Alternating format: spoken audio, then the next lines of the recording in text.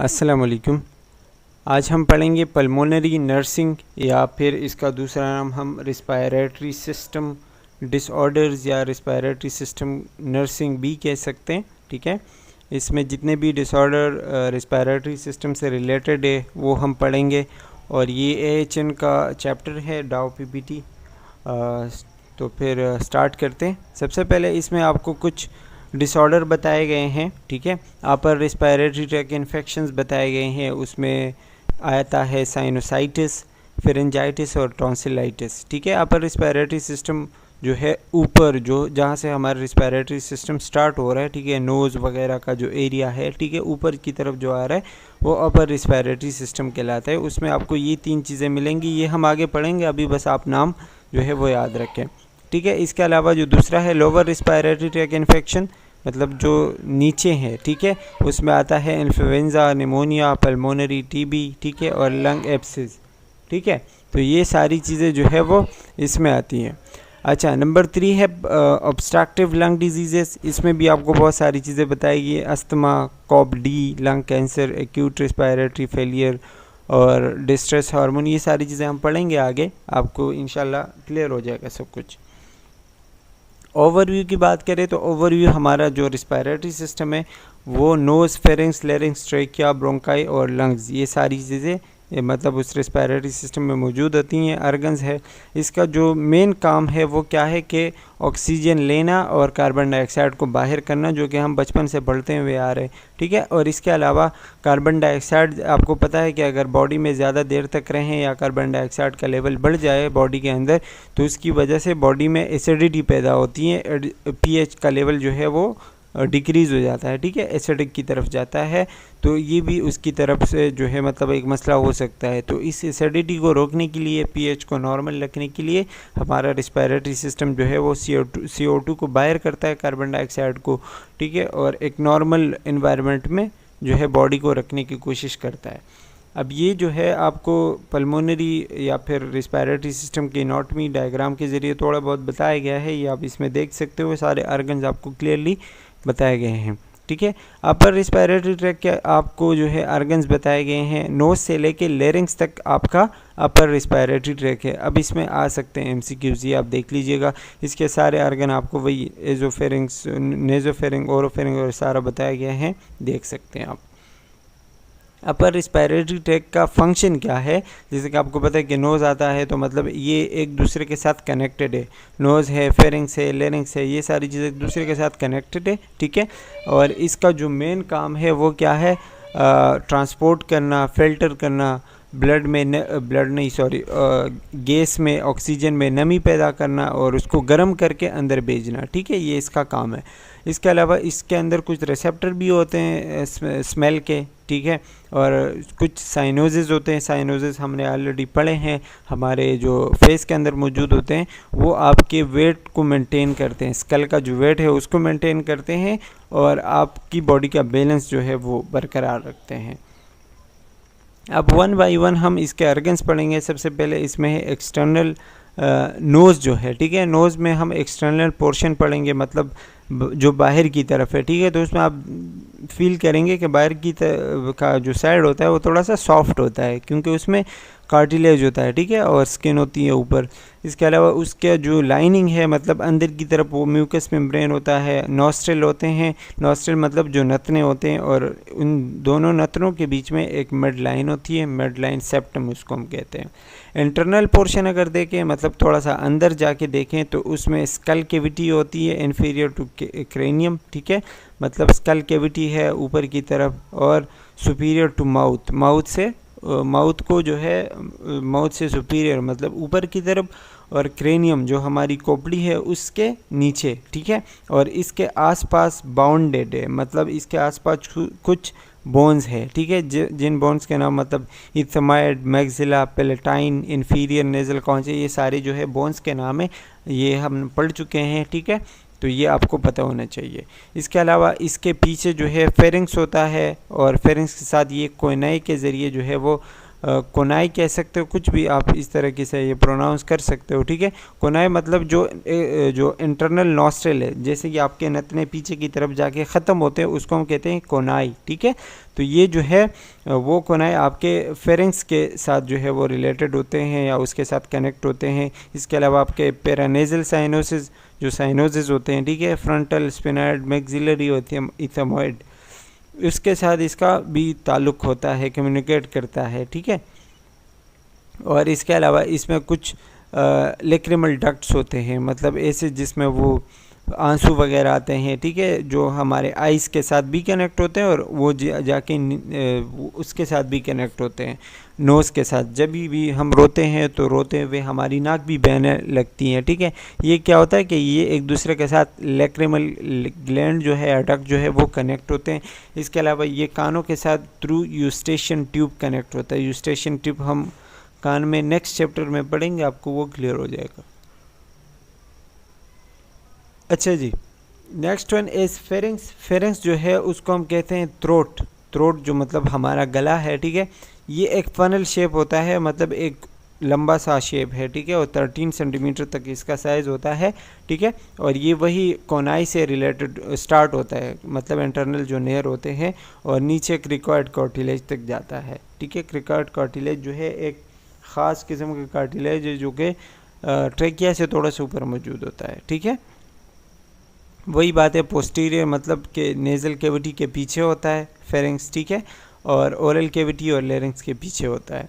Interior किस चीज़ के पीछे होता है? हमारा जो वर्टिब्रल कॉलम है, सर्वाइकल वर्टिब्रा जो होते हैं, ठीक है, उसके आगे होता है इंटीरियर। ये साइड आपको पता होंगे, ठीक है। मस्कुलर वॉल मतलब कुछ ऐसे होते हैं, मतलब आसपास मसल्स होते हैं, ठीक है। नेज़ोफेरिंग्स जो है वो outer most part of the pharynx कहलाता है। फेरिंग्स का जो सबसे पहला पार्ट आता है ना बाहर की तरफ, उसको हम कहते हैं नेज़ोफेरिंग्स, और ये नेज़ल कैविटी के बाहर होता है, और इसमें भी जो हमारा सॉफ्ट पैलेट है उस तक ये एक्सटेंड हो चुका होता है, मतलब वहाँ तक पहुँच चुका होता है, ठीक है। और इसमें जो कानों से यूस्टेशन ट्यूब आते हैं वो भी इसी एरिया में ओपन होते हैं, और इसके ज़रिए से यूस्टेशन ट्यूब के ज़रिए से जो हमारे नोज़ और कान के दरमियान जो एयर का प्रेशर होता है वो मेंटेन रहता है, ठीक है। इसी तरह जब आप देखते हैं कि आपको नज़ला ज़ुकाम वगैरह होता है, ठीक है, तो आपके कान भी बंद हो जाते हैं उसकी वजह से, क्योंकि वो प्रेशर नहीं मेंटेन हो पाता, वो यूस्टेशन ट्यूब बंद हो जाता है ज़्यादा फ्लूइड की वजह से ना। तो ये जो है एक दूसरे के साथ सारी चीज़ें कनेक्टेड है। इसके अलावा जो टॉन्सिल होते हैं, फेरेंजियल टॉन्सिल्स जिसको हम एडिनॉइड कहते हैं, ठीक है, वो भी यहाँ नेज़ोफेरिंग्स के वॉल पर मौजूद होते हैं।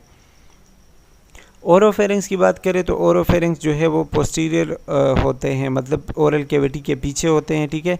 और ये सॉफ्ट पैलेट्स से लेके हायर्ड बोन तक होता है। हायर्ड बोन हमारे नेक के अंदर मौजूद होता है, यू शेप बोन होता है, ठीक है। उसके ऊपर हमारा पूरा स्कल का वज़न पड़ा रहता है, और इसके साथ साथ हमारी जो टंग है, ठीक है, ये भी उसके साथ कनेक्ट है पीछे की तरफ। अच्छा, इसके अलावा जो कॉमन पैसेज वे है, ठीक है, मतलब एयर भी इससे पास होता है, फूड फ्लूइड सारी चीज़ें इससे पास होती हैं, क्योंकि ये माउथ के साथ कनेक्ट होता है। और इसके साथ भी कुछ टॉन्सिल होते हैं, पैलेटाइन और लिंगुअल टॉन्सिल भी यहाँ पे मौजूद होते हैं। इसके अलावा हाइपोफेरिंग्स, या फिर हम इसको दूसरा नाम कहते हैं लेरिंगोफेरिंग्स।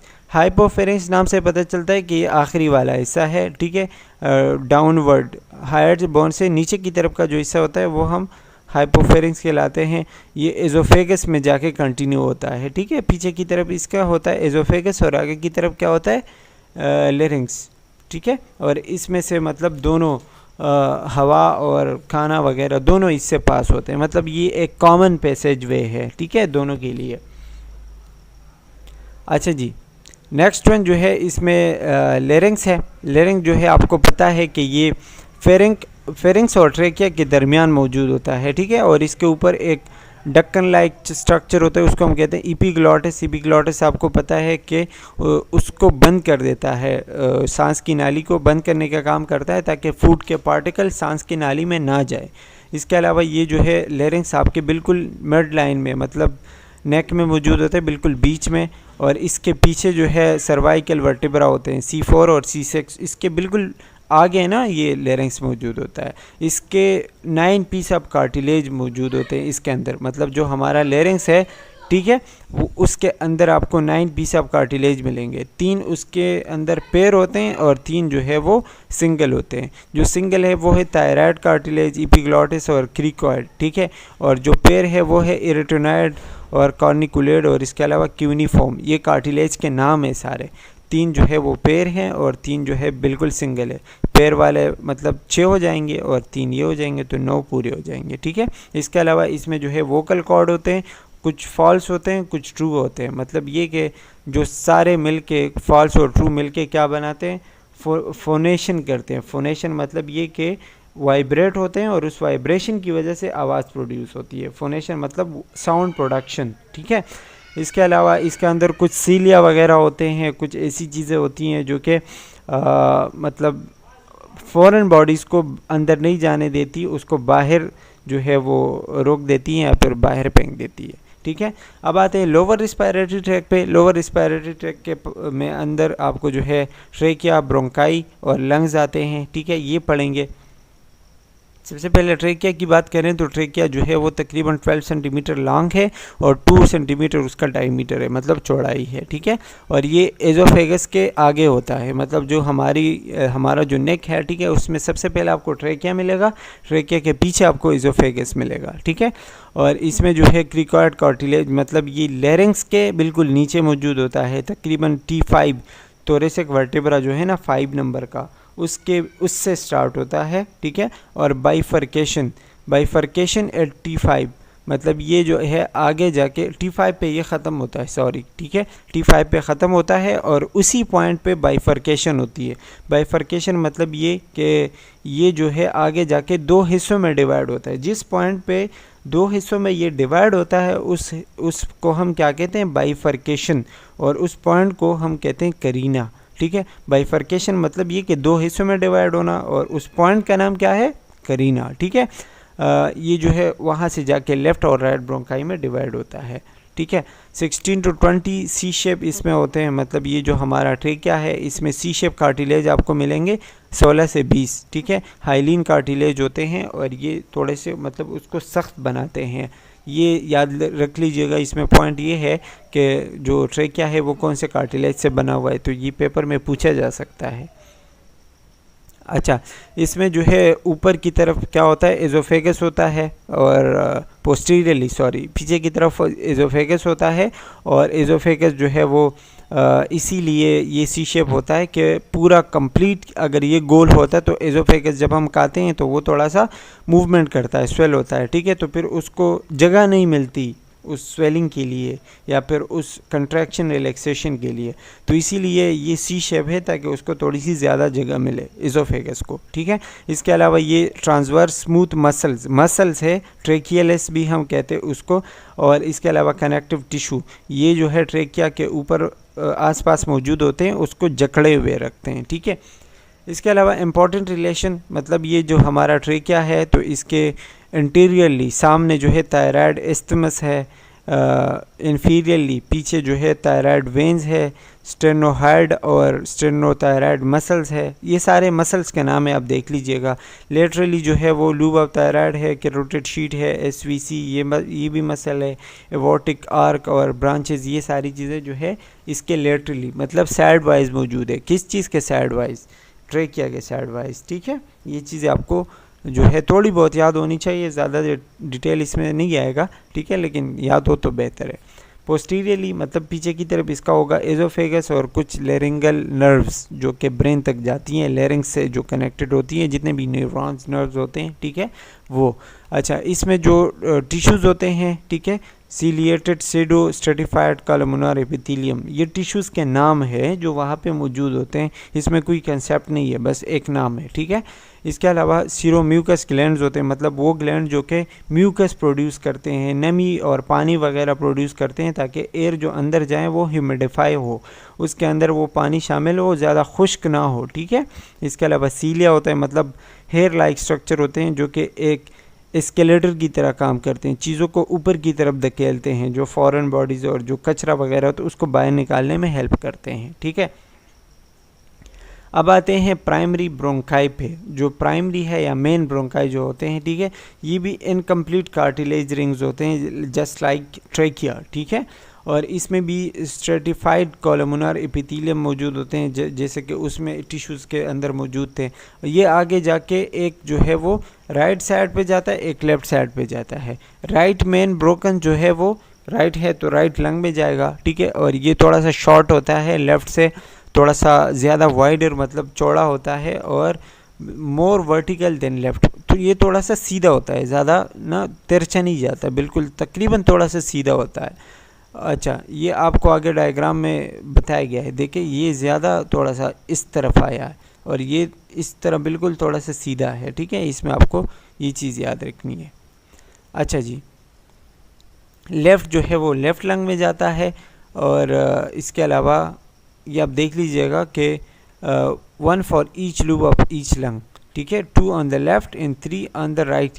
इसके जो है कुछ सेकेंडरी ब्रोंकाई होते हैं। सेकेंडरी ब्रोंकाई ये कि जैसे कि ये आया हुआ है तो एक तो ये है, लेकिन इसमें से कुछ और भी आ रहे जैसे कि ये है, ठीक है, और ये है। तो इसमें से क्या होता है कि 2 जो है वो लेफ़्ट साइड पे होते हैं और 3 जो है राइट साइड पे सेकेंडरी छोटे छोटे ब्रोंकाई और भी होते हैं। तो 3 राइट पे और 2 लेफ़्ट पे, ठीक है, और आगे जाके ये मज़ीद भी डिवाइड होते हैं, तो मज़ीद जो है ब्रोंकाई में डिवाइड होते हैं और फिर आगे जाके अल्विलाई, ब्रोंक्यूल्स और आखिर में जाके ब्रोंक्यूल्स अल्विलर डक्ट्स में डिवाइड होते हैं, ठीक है। अच्छा, ये आप इस डायग्राम में देख सकते हैं।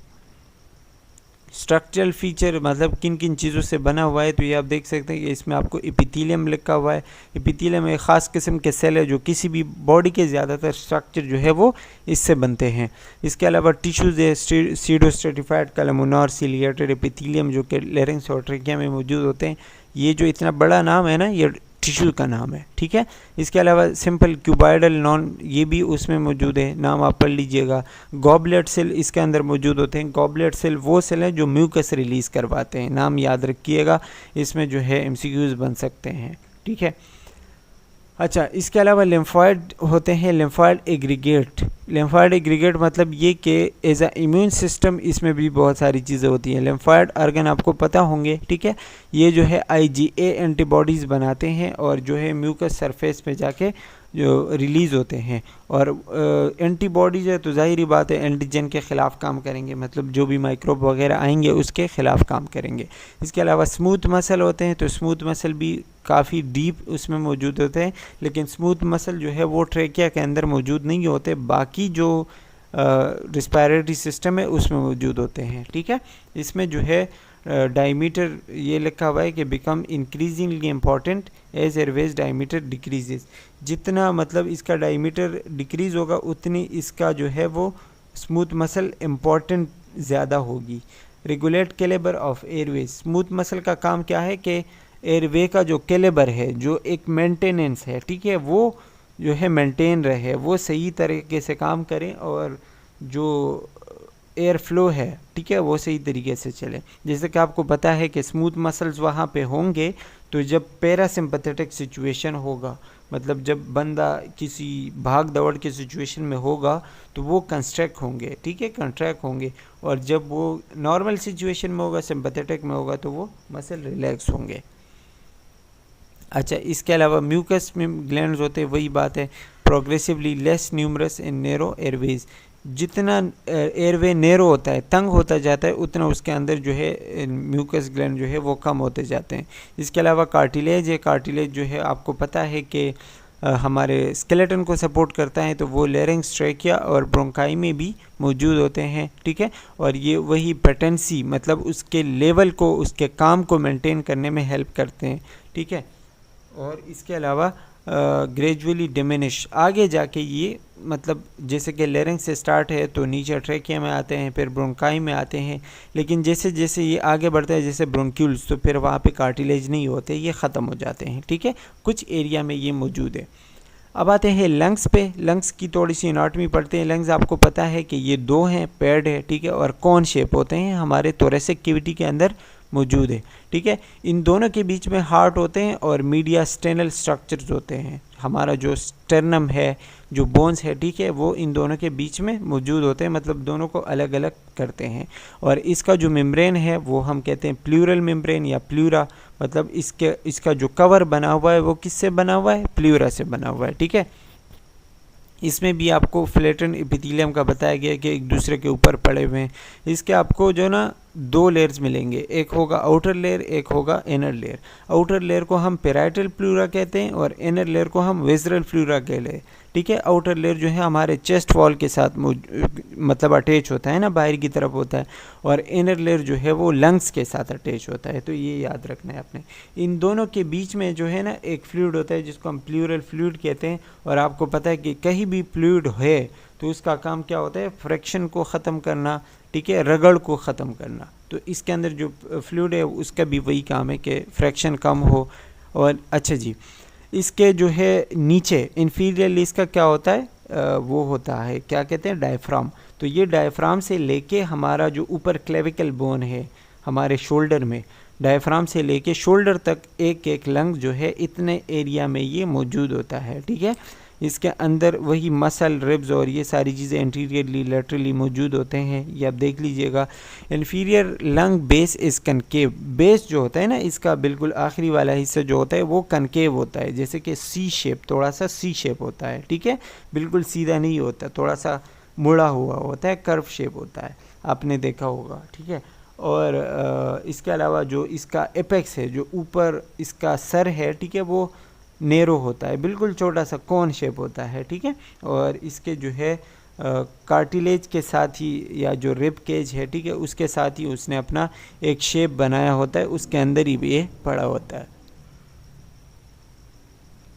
अच्छा जी, इसके अलावा है हेलम। हेलम जो है medial root of the lung, point at which vessel, airways and lymphatic enter and exit. जहाँ पे लंग्स में जो है ब्लड वेसल, एयरवे और ये सारी चीज़ें एंटर होती हैं उसको हम क्या कहते हैं, हेलम। जैसे कि ब्रोंकाई जो है वो लंग के अंदर जिस पॉइंट पे एंटर हो रहा है उस पॉइंट को हम हेलम कहेंगे, ठीक है। इसके अलावा लिखा हुआ है कार्डियक नॉच। कार्डियक नॉच का मतलब है lies in medial part of the left lung. Left lung आपको पता है थोड़ा सा छोटा होता है क्योंकि वहाँ पे हार्ट होता है, तो हार्ट का थोड़ा सा हिस्सा उस लंग के अंदर जाता है, मतलब उससे थोड़ा सा जगह ले लेती है, ठीक है। तो उस कार्डियक, उसको एरिया को हम क्या कहते हैं, कार्डियक नॉच कहते हैं, ठीक है। इसके अलावा आपको इसके लूब्स और फिशर का पता होगा कि हमारे जो लंग्स है उसमें मुख्तलिफ़ किस्म के पार्ट्स हैं, ठीक है। हमारा जो लेफ़्ट लंग है, ठीक है, वो अपर और लोअर लोब में, मतलब 2 इसके अंदर जो है वो हिस्से होते हैं, अपर पार्ट और लोअर पार्ट। लेकिन हमारा जो राइट लंग है उसमें अपर, मिडल और लोअर 3 हिस्से होते हैं, ठीक है। राइट लंग जो है वो हॉरिजेंटल फिशर भी होते हैं उसमें, मतलब ये कि थोड़े सीधे सीधे से इस तरह, ठीक है, ये इस तरह, ठीक है, इसमें ये भी होते हैं। अच्छा, इसमें जो है अपर और मिडल लूब को एक दूसरे से अलग करने के लिए मौजूद होते हैं। अच्छा, each lube has its own secondary lube. जैसे कि ये लूब है, ठीक है, तो इसके अंदर आपको 3 हिस्से मिलेंगे, 1, 2 और यहाँ पे 3। तो इसके अंदर फिर छोटे छोटे और भी हिस्से होते हैं, मतलब इसको हम मज़ीद भी डिवाइड करते हैं, उसको हम कहते हैं लेबर ब्रोंकस, ठीक है, या सेकेंडरी लेबर ब्रोंकस कहते हैं उसको, और उसको हम उसी हिसाब से नाम दे देते हैं जहाँ पे मौजूद होता है, ठीक है। अच्छा जी, लोब्यूल्स की बात करें तो लोब्यूल्स भी छोटे छोटे कंपार्टमेंट्स हैं, मतलब छोटे छोटे हिस्से हैं, छोटे छोटे सेगमेंट्स हैं हमारे उसी लंग्स के बिल्कुल ऊपर, ठीक है। और ये जो है कनेक्टिव टिश्यू के ज़रिए एक दूसरे के साथ कनेक्ट होते हैं। इसमें लिम्फेटिक वेसल, आर्ट्रियोल, वेन्स और ये सारी चीज़ें इसके अंदर मौजूद होती हैं। टर्मिनल ब्रोंक्यूल जो है वो आगे जाके माइक्रोस्कोपिक चीज़ों में, मतलब जो ब्रोंक्यूल्स है वो आगे जाके अल्विलाई ब्रोंक्यूल्स में डिवाइड होता है, फिर आगे जाके अल्विलाई में कन्वर्ट होते हैं। तो ये जो है आगे जाके माइक्रोस्कोपिक स्ट्रक्चर बन जाते हैं, मतलब बहुत ही छोटे से स्ट्रक्चर बन जाते हैं। अच्छा जी, इसके अलावा ये जो अल्विलाई है, ठीक है, अल्विलाई पढ़े तो अल्विलाई जो है कप शेप होता है और थोड़ा सा मतलब इस तरह होता है जैसे ग्रेप्स होते हैं, ठीक है, लेकिन माइक्रोस्कोपिक स्ट्रक्चर है कि बहुत छोटे होते हैं। एक लंग में तकरीबन आपको 300 मिलियन अल्विलाई मिलते हैं, तो कितने छोटे होंगे अगर एक लंग में है। इसमें भी वही एपिथेलियम लाइन होती है, इलास्टिक होते हैं थोड़े बहुत, और इसमें जो है सेल्स होते हैं, मतलब अल्वेलाई के जो सेल्स होते हैं वो दो किस्म के होते हैं। एक को हम कहते हैं अल्वेोलर सेल 1 और दूसरे को हम कहते हैं टाइप 2, मतलब टाइप 2 टाइप 1 आप कह सकते हो, ठीक है। इसमें जो है एक फ्लूइड होता है और फ्लूइड का ये काम होता है कि उसकी जो मेंटेनेंस है वो बरकरार रहें, ठीक है। इसमें जो है टेंशन बरकरार रहती है, सरफेस टेंशन, और उसकी वजह से गैसेस एक्सचेंज जो है वो आसानी के साथ हो सकता है और उसकी वजह से अल्वेलाई ख़राब नहीं होता। फ्लूइड का फ़ायदा ये है, ठीक है। इसके अलावा इसके अंदर अपने मैक्रोफेजेस होते हैं अल्वेलाई के अंदर। मैक्रोफेज का मतलब क्या होता है कि जो भी डस्ट है या जो भी डेब्रिस है, जो भी कचरा है, उसको खाएं, उसको ख़त्म करें और उसको रिमूव करें लंग से, ठीक है। ये जो है वही मोनोसाइट जो हमारे इन्फ्लेमेशन वगैरह में काम करते हैं, ठीक है, उसी से आते हैं और उसी से काम करते हैं। इसमें भी कैपिलरीज होती हैं। कैपिलरीज आपको पता है कि एक्सचेंज के लिए रिस्पॉन्सिबल है, मतलब जो हार्ट से ब्लड आता है वो कैपिलरीज में जाके आता है, फिर उसके साथ ऑक्सीजन मिलके वापस जाता है, ठीक है। ये हम ऑलरेडी कार्डियोवास्कुलर में डिटेल से पढ़ चुके हैं। इसकी अगर बात करें, ठीक है, मेम्ब्रेन की, तो मेम्ब्रेन में आपको पता है कि इसमें डिफ्यूजन होती है, इसमें गैसेस एक्सचेंज होता है ऑक्सीजन और कार्बन डाइऑक्साइड का, ठीक है। टाइप 1 टाइप 2 सेल मौजूद होते हैं, एपिथेलियल मौजूद होता है, बेसमेंट मेम्ब्रेन और ये सारी चीज़ें। इसका जो टोटल थिकनेस है वो कितना है, 0.5 माइक्रोमीटर, जो कि इम्पॉर्टेंट पॉइंट है और पूछा जा सकता है पेपर में। और हर लंग के अंदर तकरीबन 300 मिलियन अल्वेलाई मौजूद होते हैं, ये भी पूछा जा सकता है। इसका जो सरफेस एरिया है वो होगा 70 मीटर स्क्वायर पर गैस एक्सचेंज। ये तीनों चीज़ें आपने याद रखनी है, स्पेशली जो नंबर्स है। ये आपको अल्वेलाई का वही सारा कुछ बताया गया है।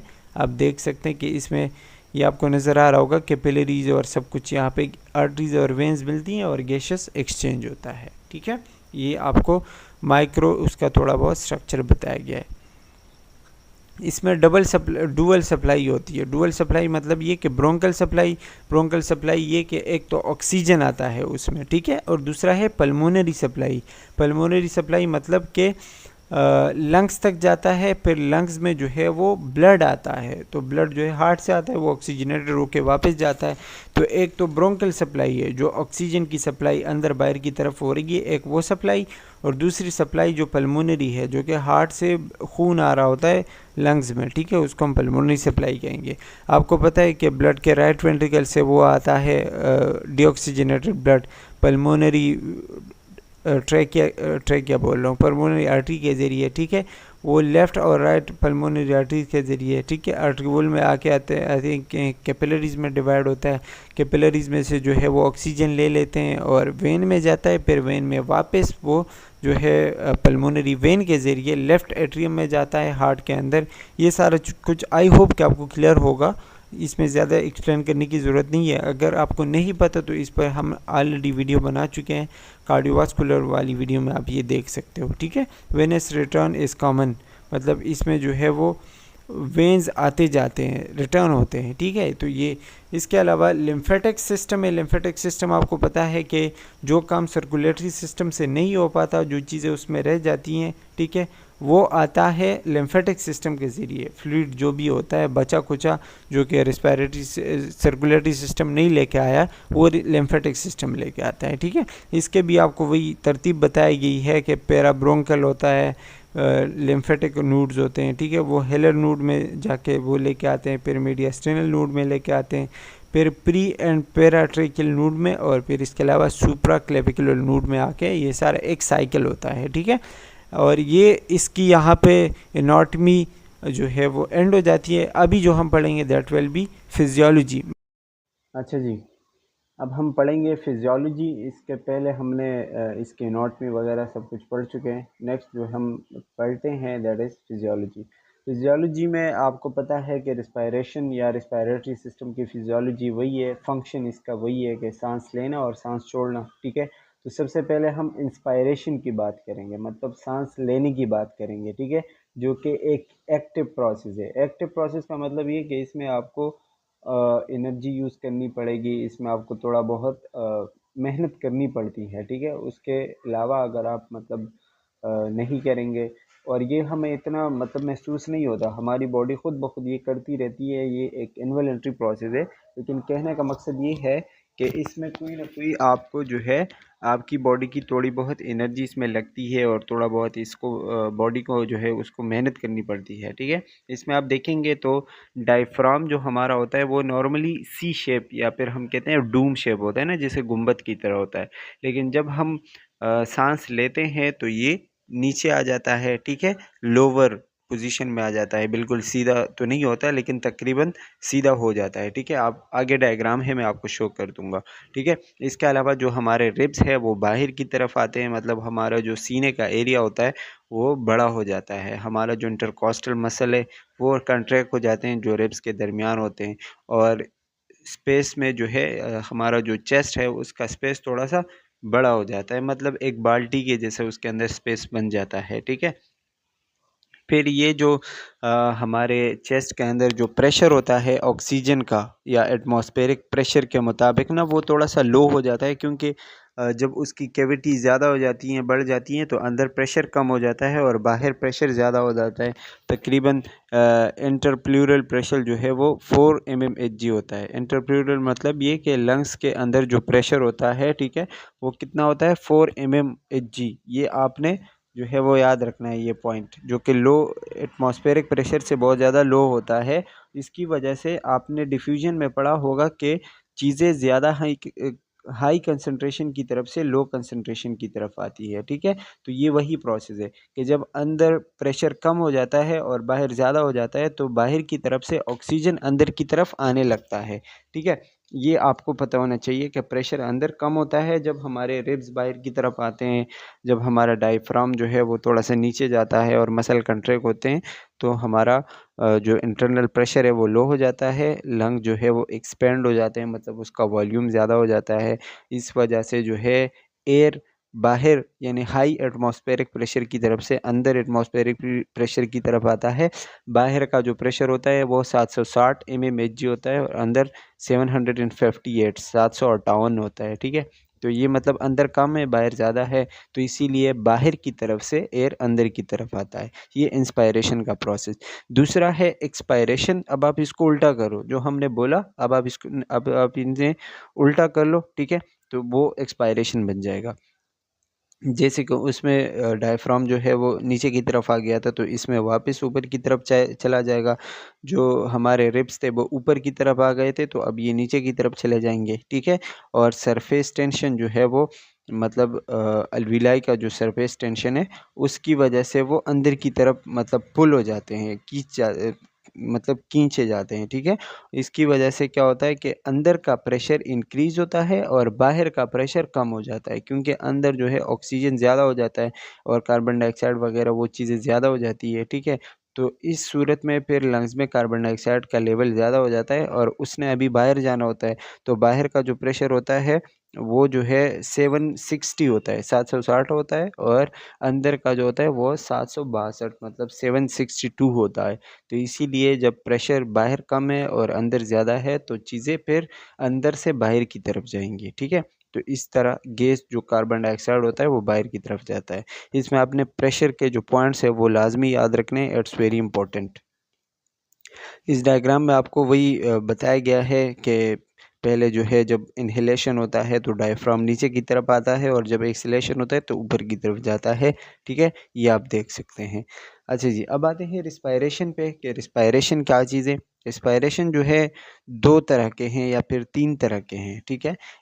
एक होता है एक्सटर्नल रिस्पायरेशन या फिर हम उसको पल्मोनरी रिस्पायरेशन कह सकते हैं, जिसमें हमारे लंग्स में, पल्मोनरी का वर्ड आया है तो लंग्स का मतलब है, ठीक है। इसमें हमारे लंग्स में जस्ट क्या होता है कि ऑक्सीजन और कार्बन डाइऑक्साइड की एक्सचेंज होती है, ठीक है। ऑक्सीजन अंदर आता है, कार्बन डाइऑक्साइड बाहर आता है, जस्ट मेन ब्रीदिंग है, इसको हम कहते हैं एक्सटर्नल या फिर पल्मोनरी रिस्पायरेशन। दूसरा है इंटरनल रिस्पायरेशन। इंटरनल रिस्पायरेशन मतलब ये कि जब ऑक्सीजन आपके बॉडी के अंदर चली गई, आपके लंग्स तक पहुंच गई, ठीक है, अब उसने ब्लड के साथ मिक्स होना है, तो उसके बाद का जो रिस्पायरेशन होगा लंग्स और ब्लड के का जो उस है मतलब एक्सचेंज है, ठीक है, कि ऑक्सीजन जो है वो लंग्स से ब्लड में जाता है और ब्लड से कार्बन डाइऑक्साइड लंग्स में आता है, ठीक है। तो ये क्या होता है, एक्सचेंज जो होता है उसको हम कहते हैं इंटरनल रिस्पायरेशन, ठीक है। इसके बाद होता है सेलुलर रिस्पायरेशन। सेलुलर रिस्पायरेशन ये कि मतलब अब लंग्स ने जो ब्लड उसको दे दिया, ठीक है, ऑक्सीजन जो दे दिया ब्लड को, अब वही ऑक्सीजन आगे जाके सेल्स में यूज़ होगा, रिस्पायरेशन का प्रोसेस होगा, ठीक है। और उसमें ऑक्सीजन की वजह से सेल के अंदर एटीपी यानी एनर्जी प्रोड्यूस होगी, ठीक है। जब सेलुलर बेस पे या सेलुलर लेवल पे ये काम होगा फिर हम उसको सेलुलर रिस्पायरेशन कहेंगे। अच्छा, एंड एक्सटर्नल रिस्पायरेशन वही आपको बताया गया है कि O2 और CO2 का एक्सचेंज है अल्वेलाई और ब्लड के दरमियान, ठीक है। इसमें जो है लिखा हुआ है कि partial pressure of oxygen is higher in alveoli, क्योंकि जब एक्सचेंज होता है, ठीक है, तो उसमें अल्वेलाई में ऑक्सीजन ज़्यादा होता है और ब्लड में कम होता है। अल्वेलाई में 105 mmHg होता है और उसमें क्या कहते हैं ब्लड में जो है 40 mmHg होता है, जिसकी वजह से मतलब ऑक्सीजन अल्वेलाई से ब्लड की तरफ जाता है। ये जो पॉइंट्स है और प्रेशर है लाजमी आपने याद रखना है। इसी तरह कार्बन डाइऑक्साइड का जो पार्शियल प्रेशर है वो ब्लड में ज़्यादा होता है और अल्वेलाई में कम होता है। तो अल्वेलाई ब्लड में वो होता है 45 और अल्वेलाई में होता है 40। तो कार्बन डाइऑक्साइड ब्लड से अल्वेलाई की तरफ आता है और इसी तरह ये दोनों चीज़ें ऑपोजिट डायरेक्शन में चलती रहती है। इसको हम एक्सटर्नल ये रिस्पायरेशन कहते हैं। आप देख सकते हैं कि एयर जो है वो अंदर की तरफ आ रही है, ऑक्सीजन जो है ब्लड में जा रहा है और कार्बन डाइऑक्साइड ब्लड से अल्वेलाई में जा रहा है। ये डायग्राम में आप देख सकते हैं। अच्छा जी, ये दूसरा आपको डायग्राम बताया गया है। इसके अलावा आपको ये चार्ट जो दिखाया गया है इसमें आपको कुछ पार्शियल प्रेशर्स बताए गए हैं कि बाहर जो है एटमॉस्फेयर में क्या होता है, ऑक्सीजन ज़्यादा होता है, तकरीबन 21% होता है, 159, ठीक है, mmHg इतना होता है। जब वो आपके और अल्वेलाई में उसका वो कम होता है ना, प्रेशर कम होता है, 14 होता है। तो 21 और 14 में काफ़ी फ़र्क है, ठीक है। तो इसीलिए ये बाहर से अंदर की तरफ आता है और एक्सेल जब हम फिर उसको करते हैं तो 16% तकरीबन वापस आता है। तो इसका मतलब कि बॉडी ने जस्ट ओनली 5% यूज़ किया ऑक्सीजन, ठीक है। दूसरा है nitrogen. Nitrogen same as it is आता है, उसकी हमारी बॉडी को कोई ज़रूरत नहीं है, थोड़ा बहुत कम होके 75% आता है। टोटल एयर में जो है ये 78% है। इसके जो परसेंट्स है, जो वैल्यूज़ है, आपको याद होना चाहिए। इसके अलावा CO2 कार्बन डाइऑक्साइड की बात करें तो कार्बन डाइऑक्साइड जो है वो 0.04% होता है एयर में, ठीक है, मतलब बहुत कम होता है और अंदर बॉडी में वो ज़्यादा होता है। तो इसीलिए वो बॉडी से बाहर की तरफ आता है, पॉइंट है, ठीक है।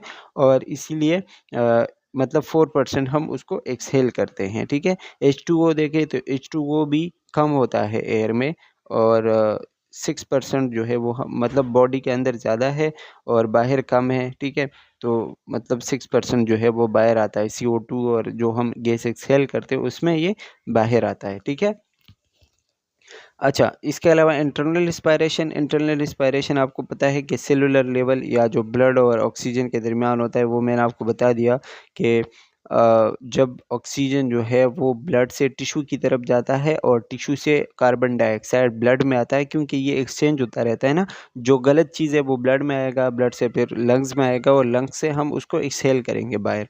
तो इसी तरह ये दो चीज़ों का जो है उसमें एक्सचेंज होती हैं, इसकी वजह से ऑक्सीजन जो है वो ब्लड से टिश्यूज़ में जाता है और टिश्यूज़ से कार्बन डाइऑक्साइड ब्लड में आता है, ठीक है।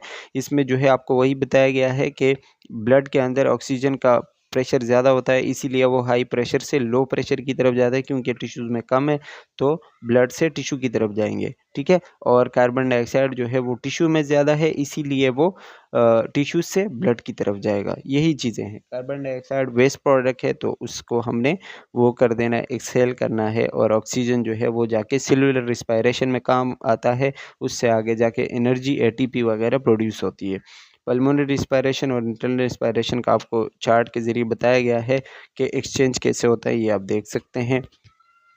इसके अलावा अगर हम गैस ट्रांसपोर्ट की बात करें कि कौन सा गैस कितना जाता है बॉडी के अंदर, ठीक है, तो कार्बन डाइऑक्साइड जो है वो 70% तकरीबन एज अ बाइकार्बोनेट हमारे बॉडी के अंदर मौजूद है। ऐसा नहीं है कि सिर्फ कार्बन डाइऑक्साइड है, लेकिन वो किसी और फॉर्म में मौजूद है जिसको हम कहते हैं बाइकार्बोनेट, ठीक है।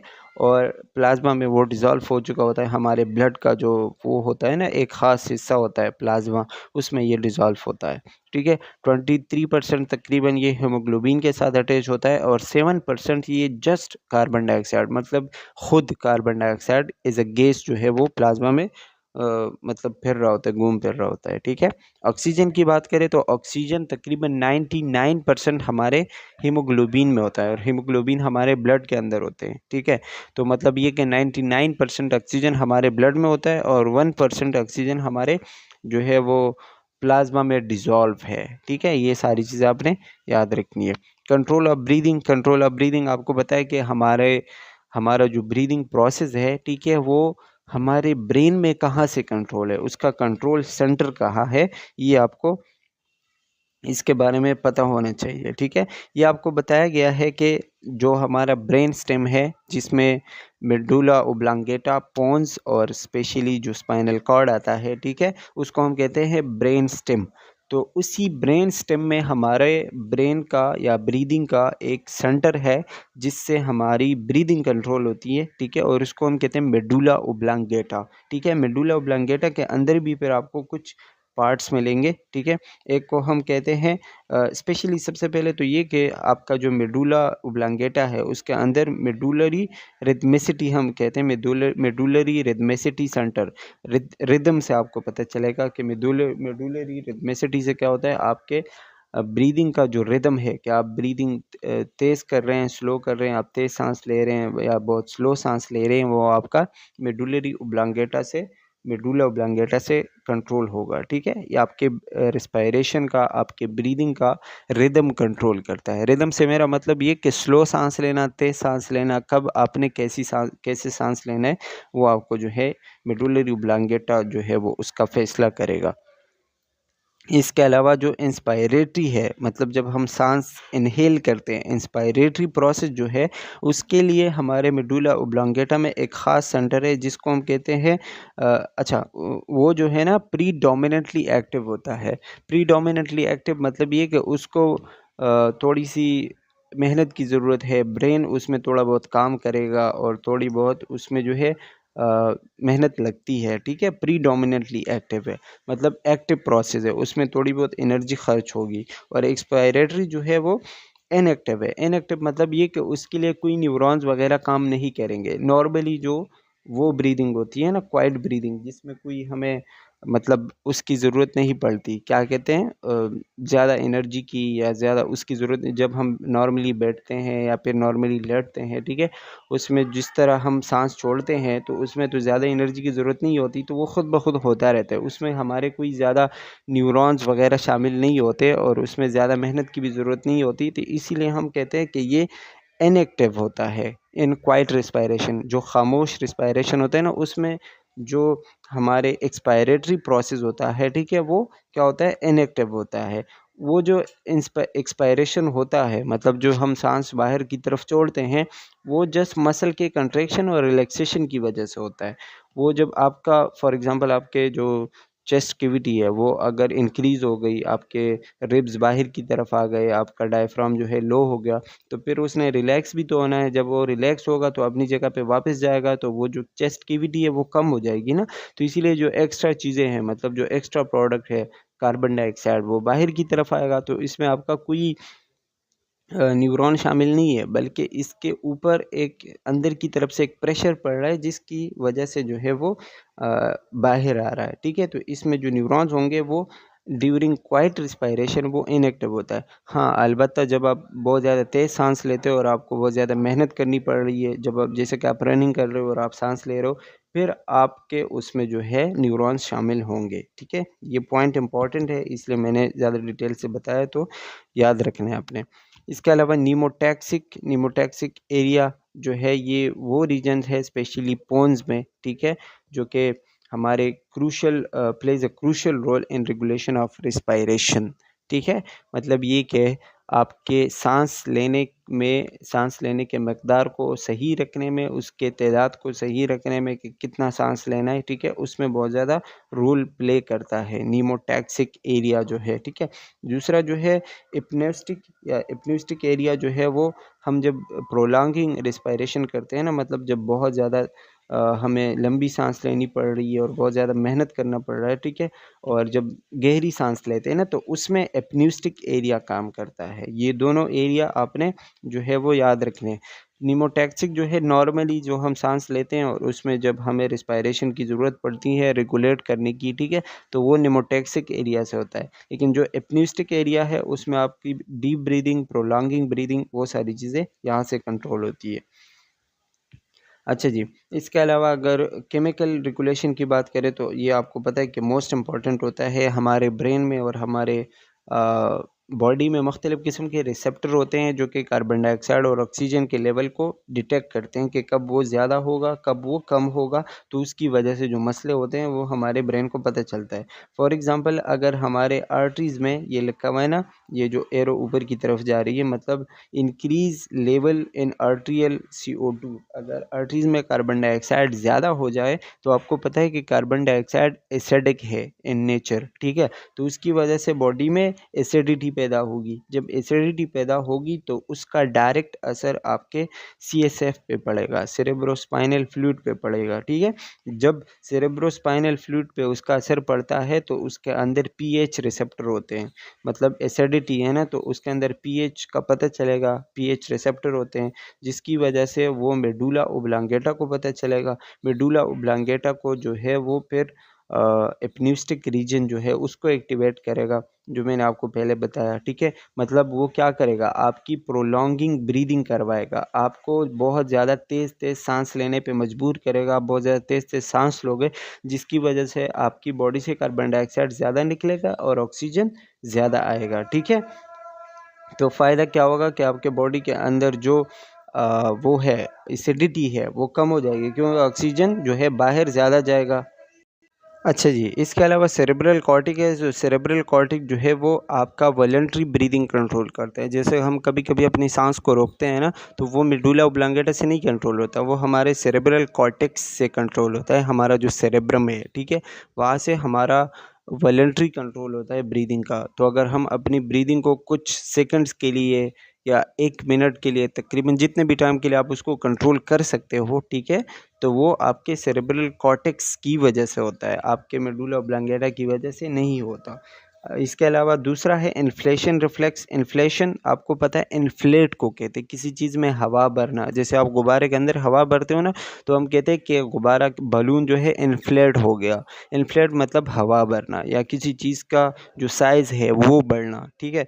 तो आपके मसल के अंदर कुछ ऐसे रिसेप्टर होते हैं, ठीक है, जो कि लंग्स को ज़्यादा इन्फ्लेट होने से बचाते हैं। जैसे आप साँस ले रहे हो तो साँस लेने के लिए लंग्स को ना अपनी साइज़ जो है वो बढ़ानी पड़ती है, उसका साइज़ बढ़ता है। जब उसका साइज़ बढ़ता है तो उसकी वजह से वो इन्फ्लेट होते हैं, मतलब इन्फ्लेट हो गए ना, साइज़ बढ़ गया। अब ये ज़्यादा इन्फ्लेट ना हो, उसमें स्ट्रेचिंग मसल्स होते हैं जो उसको अपनी जगह पे वापस लेके आएँ, ठीक है? वो ज़्यादा जो है वो स्ट्रेच ना हो, इसलिए उस रिफ्लेक्स को हम कहते हैं इन्फ्लेशन रिफ्लेक्स, कि वो ज़्यादा से ज़्यादा वो मतलब ज़्यादा इन्फ्लेट ना हो, उसका साइज़ ख़राब ना हो, वो उसमें कोई मसला ना आए, ठीक है? इसीलिए हमारे उसमें ब्रोंकाई या ब्रोंक्यूल्स के वॉल्स में स्ट्रेचिंग रिसेप्टर मौजूद होते हैं, जो कि लंग्स को ज़्यादा स्ट्रेचिंग होने से, ज़्यादा इन्फ्लेट होने से बचाते हैं, ठीक है? आई होप कि आपको क्लियर हो चुका होगा। ये डायग्राम के ज़रिए आपको कंट्रोल ऑफ ब्रीदिंग बताया गया है कि आपका जो कंट्रोल होता है, ठीक है, जैसे कि रिदम है, ठीक है, रिदम, सांस तेज़ लेना, स्लो लेना, वो आपके यहाँ से कंट्रोल है, मेडुला ओब्लांगेटा से, ठीक है, बताया गया है। मेडुला में अंदर जो है वो पीएच सेंसर है, जो कि आपको बता दें कि पीएच कम है या ज़्यादा है। इसके अलावा कैरोटिड आर्टरी है, कैरोटिड आर्टरी जो है वो CO2 के लेवल को मेंटेन नहीं बल्कि सेंस करता है कि किस तरीके से जो है वो CO2 जो है बढ़ा हुआ है, कार्बन डाइऑक्साइड या कम है, ठीक है। एवोर्टा है, एवोर्टा भी जो है उसके अंदर भी सेंसर होते हैं, मतलब CO2 के लेवल को देखते हैं और कुछ सिग्नल ऐसे होते हैं जो आपके मसल और आपके डायफ्राम को कंट्रैक्ट और रिलैक्सेशन में हेल्प करते हैं, ठीक है। And that's all about the anatomy and physiology of respiratory system. I hope कि आपको क्लियर हो चुका होगा।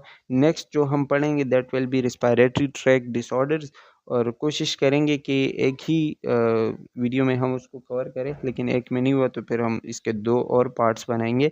That's all for today, thank you for watching, take care, bye bye.